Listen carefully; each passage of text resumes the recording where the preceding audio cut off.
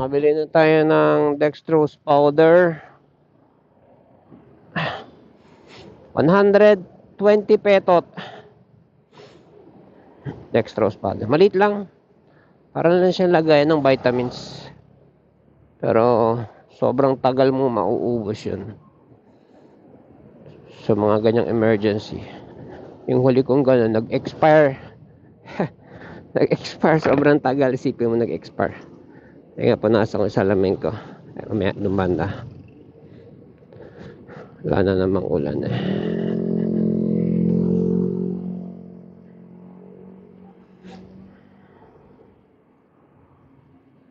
Dextrose powder.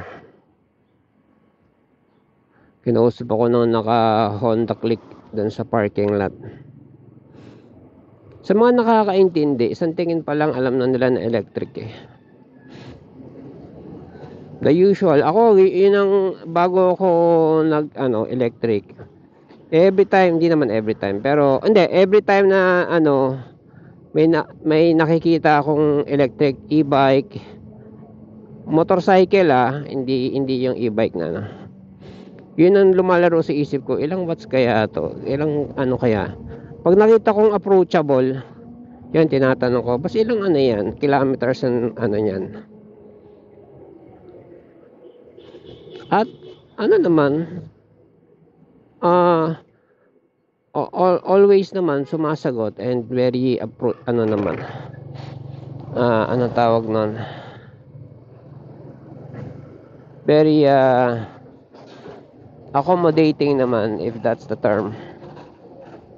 Yung mga may-ari ng e-bike, taga magpupunas pala tayo.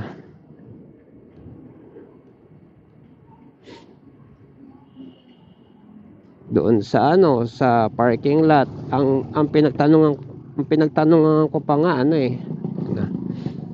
pinagtanungan ko pa nga is yung stand up scooter, pero punasan ko lang helmet ko. Stand up scooter pero may upuan, pinasadyahan yung upuan. Sabi niya matulin to, sabi niya. Scary fast, sabi niya. Kilapon ka dito pag yung nalubak ka, sabi niya. Tsaka yun, pag sumemplang ka syempre, kahit naman. Sabi niya, nag-80 to, sabi niya. And malaking mama siya, sabi niya. Pero sabi niya, nag-80 to.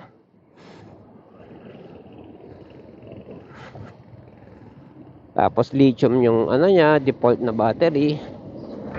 Syempre, lithium na yun,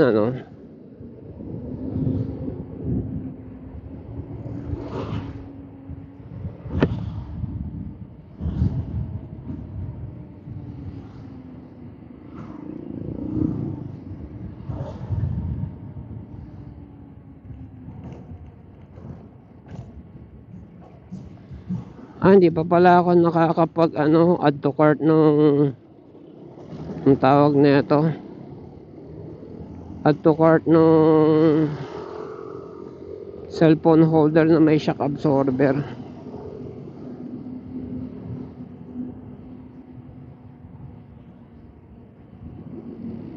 Yung sa helmet kasi mabigat eh. Sa dibdib naman, pwede rin sa dibdib. Hindi, sa dibdib kailangan kong tumungo para silipin kung kung working. Ayan. Ito kasi ang dali titingin lang ako sa para ka lang naka-waste, ganyan. Alam, matatagtag yung cellphone mo.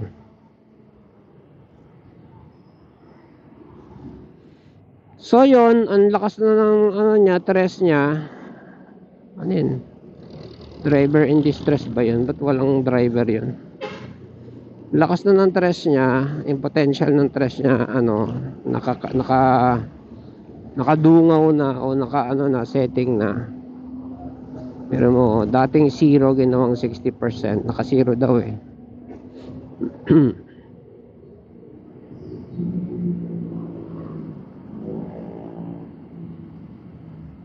I don't see the need naman to buy the dongle eh.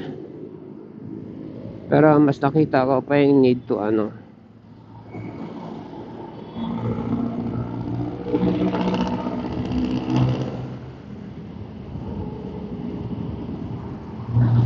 Ayokong magpulin. Lalay lang.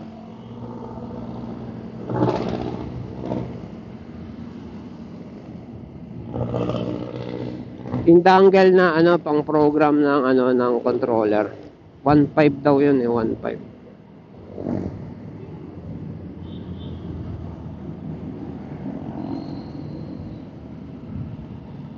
Baka mami makulikot ko pa yun ng ano. Baka kulikot ko masunog ko pa yung controller ko. Ayaw mo na yung professional experience ang mag-set nun. Kung may pagkakaiba man sila, that is ano because iba-iba yung experience nila sa buhay. Iba yung tinuro sa kanila ng experience or tinuro sa kanila ng pinagtanungan nila.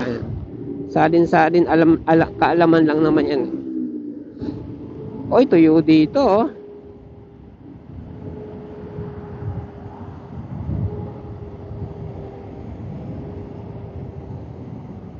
Diretso na nga ako ng quarry. Inquire lang ako. Total marami na naman yung ano eh. Marami na naman yung gulong nito. Lubos-lubosin na natin. Grabe kasi yung putik doon eh. Putik doon, wagas. Quarry.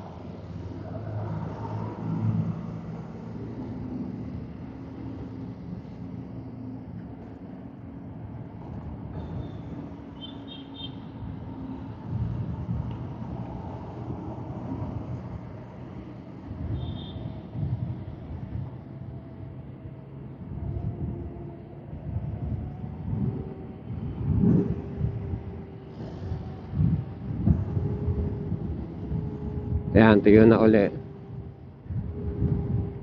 Op. Sabi, sa lakas ng pagkakapreno ko, nagwiggle ako kanina. Ito hindi nangyayari sa Honda. Yung aahon ako sa amin sa sampahan, sa rampahan papasok sa bahay.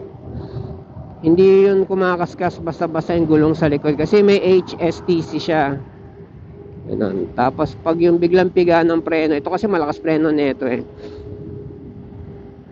Hindi ko pa na-experience yung pag biglang piga ng preno, yung ganon kakaskas or magwiwiggle. Kasi yung preno nun, enough lang. Ano lang, tawag nito, enough lang na ano na hihinto. Hindi yung kagaya nito na i-instant stop ka. Ganon. So yung mga pagkakaiba. Tsaka hindi rin ganong kabilisan din naman kasi yung ano, yung arangkada ng Honda. So sa nakikita ko more on safety sila. More on safety.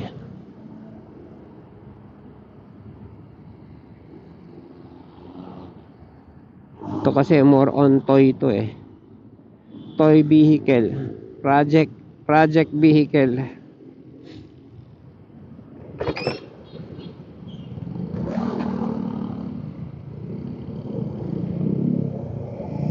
Yung ginagawa ko na kapag nasusunogan, di lang pala ako gumagawa. Si Paul din pala ganun. Para bang reason for upgrade ba? O nasunog na, upgrade na tayo. Obligado na. Obligado magpalit o papalit na rin lang. Itaas na natin. Ganun. Pero ako ngayon kung may upgrade din man ako. Kasi hindi ko in-expect na ganun pala kalakas tong 3 kilowatts na to eh. Kung meron man akong i-upgrade dito yung battery na. Para yung mga travel namin ni teacher. Medyo umusad-usad ng konti papalayo. Tapos magtatakbong pogi lang. Nako. Ganda nun. Takbong pogi, tulad yan, yung uno ko lang, takbong pogi. Ako, hindi naman ganun katakbong pogi uno nito, Uno. Takbong pogi pa ba yan? Oo. Sumisibat din yan eh. Yung ahon nga rito. Takbong pogi. Ngayon, pag talagang ano na, sobrang layo na, edi yun ang purpose ng Honda.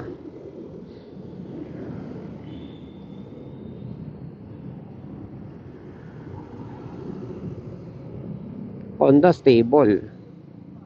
Stable dalhin.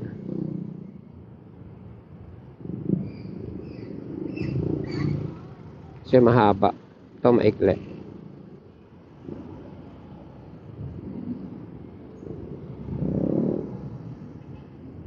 Saan tayong kuwari. So yung project ko sa likod. Actually sa gilid pala muna. Project ko sa gilid, mga 1 kubikong graba yun eh. 1 kubikong graba, 1 kubikong buhangin na graba. Ang tawag doon ano, S1. Tibay noon. Tibay yun. S1. Ginawa mong buhangin sa semento.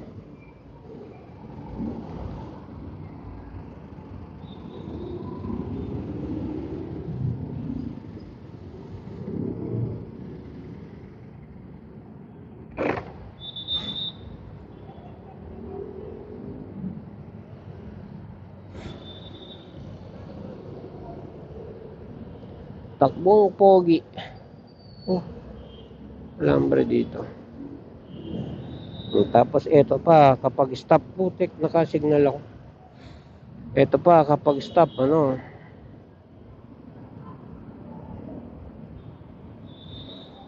kapag stop siya, hindi, may consumer rin pala to yung sa fan.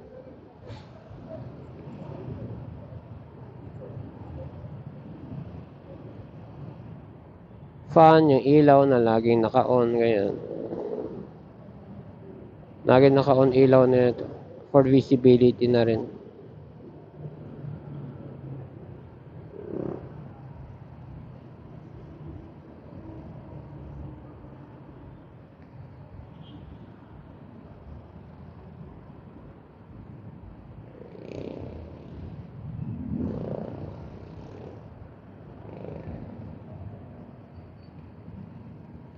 So yung pagkakawigal ko kanina, pagpreno ko lang pala yun.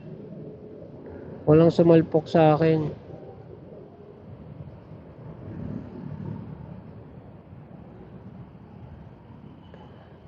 Kaya pala laging sinasabi nila ano, unahin yung preno sa harap.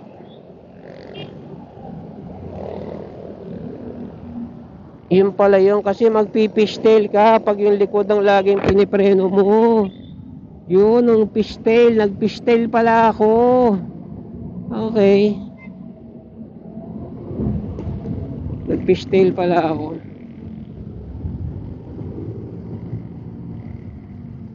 Kung pipreno ka kasi sa harap, tapos hindi nakadiretso yung ano mo, hindi nakadiretso yung gulong mo, yung manibela mo, ano ka nun eh, prone ka rin sa semplang nun eh. Lalo na pag nag-lock.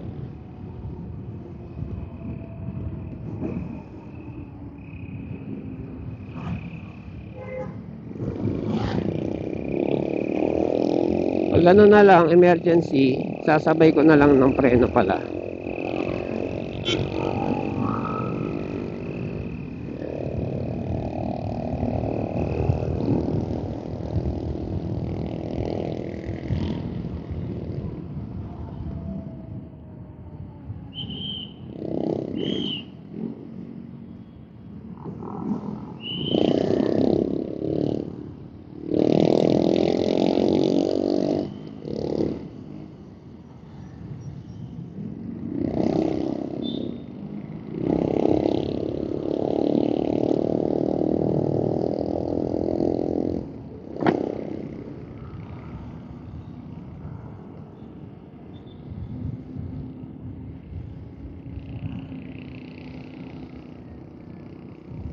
Yun pala yun, fishtail pala yun nangyari sa akin.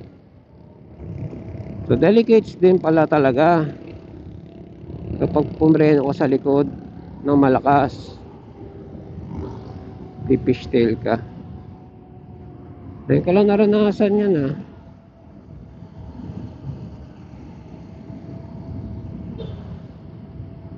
Now I understand why harap ang ano, laging inuuna daw dapat.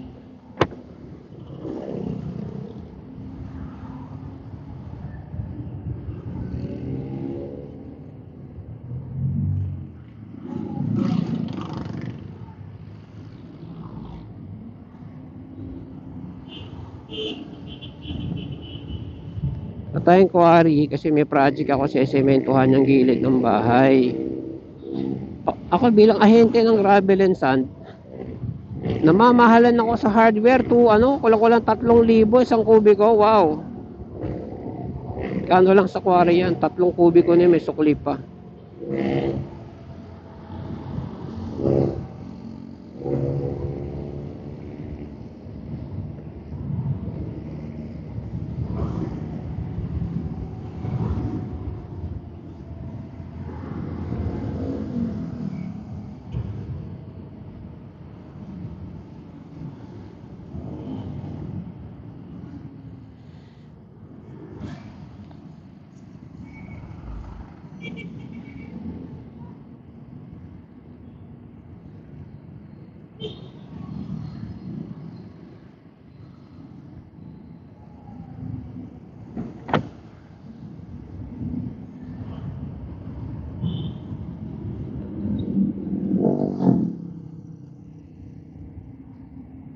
Ito na ang kaputikan. Tingnan nga natin kung ano. OMG, ayoko. I don't like pero I have to. I don't like.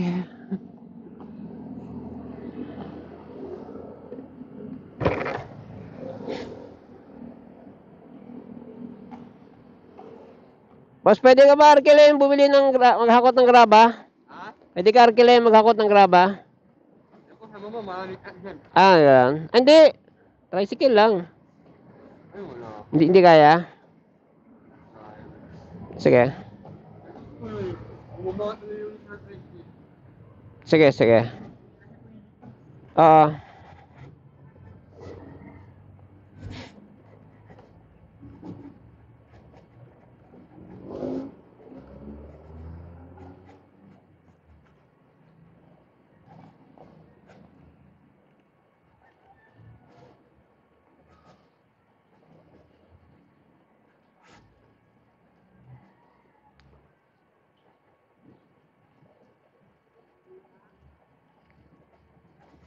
Hindi daw siya pwede.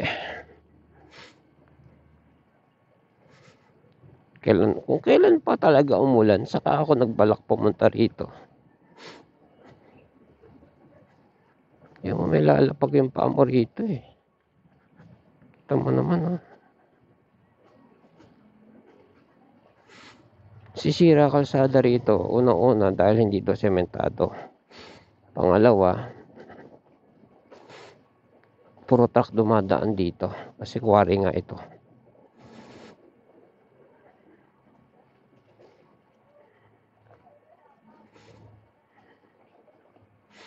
Dito, ito ang dahilan kung bakit yung gulong ko sa harap is ano, merong ipin konti.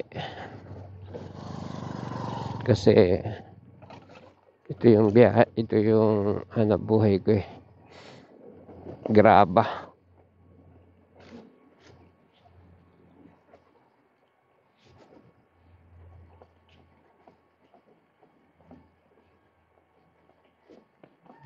Sapin natin. Mas pwede ba arkilayan yan magkargang buhangin? Pwede ba arkilayan yan magkarga ng graba? Pwede arkilayan yung truck mo? Ayan. Kasi dinideliveran to eh. Okay. Sige. May sariling biyahe? Sige.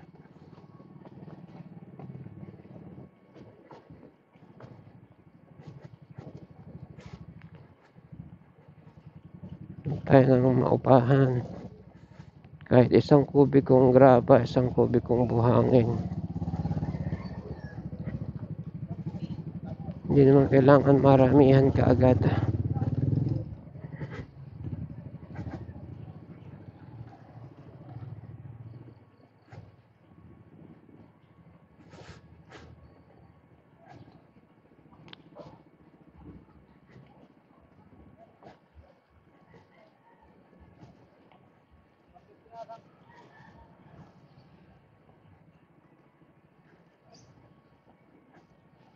Yung minsan, meron akong stock ng S1 sa bahay. Ang S1 buhangin na durog na graba na bato. Galing yun sa sinaid na laman ng truck. Pinapala ko lang dun sa pamangkin ng driver.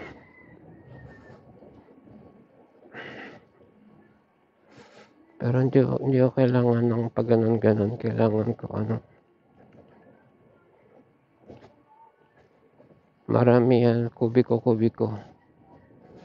Pero kung mag-aarkila ako ng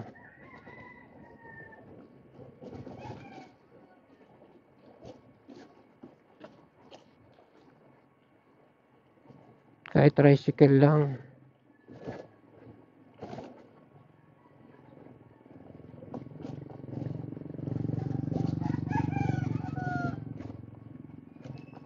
Uno nga tayo.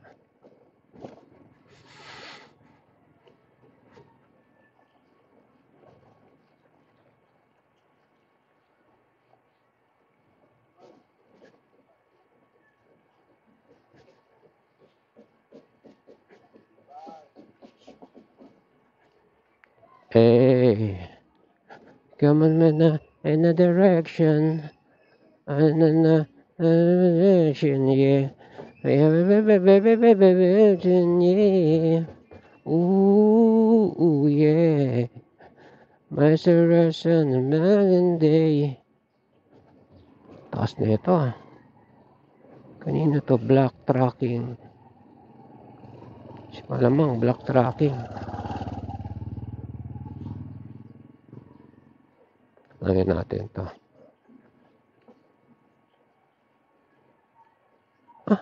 Ito na ba yun? Pwede bang arkila tricycle mo maghakot graba? May marekomenda ka ba ditong papahakot ng graba? Dapat ganyan, Eh, matibay-tibay. Dadalhin. Purok tres. Boss! Ay, hindi. Kausap ko na yan eh. Pila. Dapat yung mga kulong-kulong dito. Mga ganyan dapat. Marami dito kulong-kulong na papatulan yan. Kasi tutong. Yung mga nangangalakal. Oo. Kulong-kulong yan eh. May tricycle na yung kapan na. Ito, sino kayo may-ari niyan? Ano lang eh, maya-maya, nandito na yun. Talaga yun sila, papatulan nila yan. Abangan natin. Kasi papasok dyan, titimbangin. Paglabas, di ba? Kakargahan, di ba? Oo. Yung mga nangangalakal dito. Kaya dapat na yun nakasako. Para pag diniskarga. Oo. Pwede, marami yung sako. Kuha ang sako, kinakailangan. Natan, dami dyan. Sa? Tag 5 piso lang yun. Natan dyan yung mga namakita mo dyan yung may pangalan na gate na yung King's Way Subdivision. Oo. Yan yung ano na yan. Pagliko mo dyan. Oo. Sige. Tag 5 piso lang. Maganda pang sako. Sige. Antayin ko lang tong kulong-kulong na to. Ay, barako, malakas to. Oo. Lalo na yung isa dito, kay Totong malaki. Mga karga siguro kalahati to. Oo ah. Sa pag-uusap nyo lang yun. Mas maganda isako mo kasi. Mahirapan nga pag hindi nakasako. Pag diskarga, no? Oo. Saan madadalhin? Purok tres lang.